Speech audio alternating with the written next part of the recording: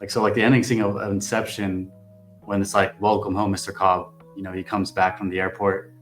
They basically finish their entire mission of basically entering to the subconscious of some government official's son, I believe, or some kind of someone from a Yeah, it was like it was company an that was very, energy company. Like they did, I don't know if it yeah, was like oil production or something like that, but it was the son, the father died, and the son was supposed to take over the business, and the competitor energy company hires Leonardo DiCaprio and like his team to implant an idea in his subconscious mind to disband the company. yeah, exactly.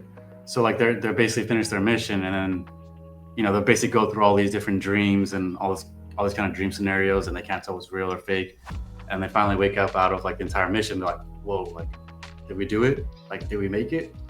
And then everyone's like, oh yeah, we got it. And then they're like, heck yeah. And then it's just this like kind of warm, like, but also kind of like, oh shoot, was this all real or was this just a dream at the end?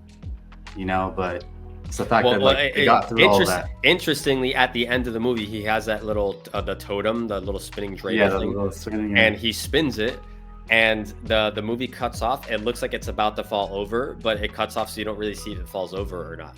And he walks away. He doesn't stay to check it, and it's like, did it fall? Yeah. Is he in a dream or not? Yeah,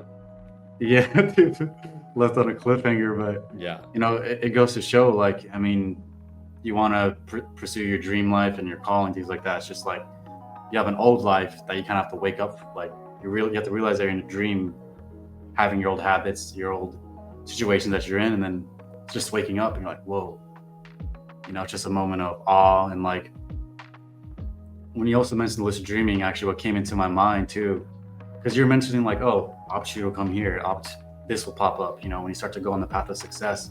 And it also reminds me of a lucid dream that I had where I was basically in my room and I just basically gracefully looked at my window and I just went, it's kind of just like opened it up, literally just my mind, just moved out of my way.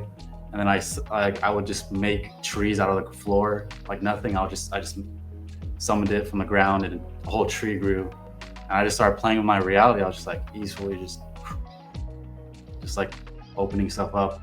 Awesome. And that also reminds me of the lucid dreaming ability. Like that changes your reality, and maybe what are some things in lucid dreaming that you've implemented that have changed your current, or that has changed your reality in general? Yeah, like to be able to, it didn't come naturally to me. Like some people just like naturally lucid dream like automatically. I had to like kind of train myself, and the way I did it was I did this for years, and I still do to this day. Whenever I have a dream, if I remember it, I'll write it down the next morning, like as soon as I wake up, and I'll try to write down and remember as much as I can to kind of like train my brain to remember the fact that I'm in a dream. And so I feel like, to be caught on, like, this sounds weird, but I feel like I get more time in my day. Like I don't remember too many of my dreams. I would maybe say like out of 10 times, I probably remember like 2 or 3 out of 10.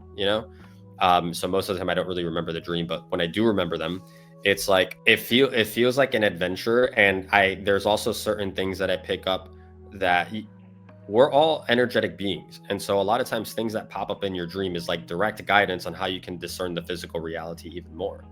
And there's a lot of like minute guidance that I get that I literally feels like angels and my guardians giving them to me. And I also see like in every single moment to me is sacred as well. For me, it's what I'm really trying to get at here is like, it's less about lucid dreaming per se, but it's more so about like the way I live my life and the way I live my reality is like every single moment is sacred and every single moment is blessed. Every time I eat a meal, I pray over the meal with an intention of honoring the moment. Every time I watch a movie, I sit down and I say a prayer for it. Every time I go to sleep, I say a prayer. Every time I wake up in the morning, I say a prayer, and I sit in silence and I say a prayer.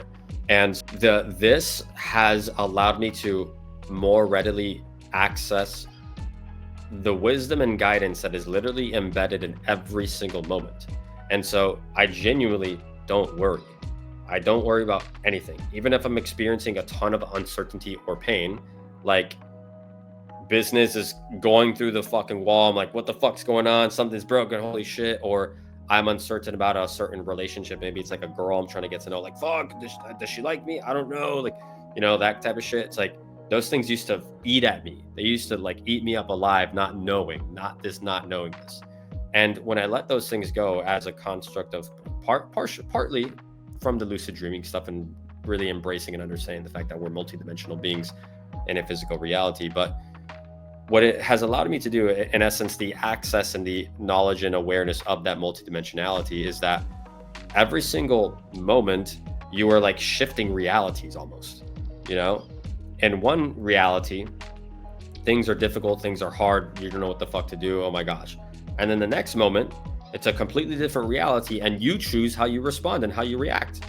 And so when things are going great, cool, like I'm chilling, like I'm not like overly excited, right? Because oftentimes when people are overly excited because they're experiencing a little bit of success, what are they subconsciously telling the universe?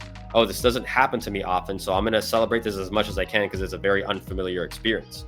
When I experience a goal or a milestone or a run up, whatever the case is, I'm chill. I'm like, thank you. Neutral. And conversely, if shit hits the fan, or there's some crazy shit that happens in business, or there's some weird shit that happens in a relationship, I'm like, cool, I'm neutral. Someone tries to fuck me over, it is what it is, neutral. And so in this way, it's like you start to become neutral to your reality.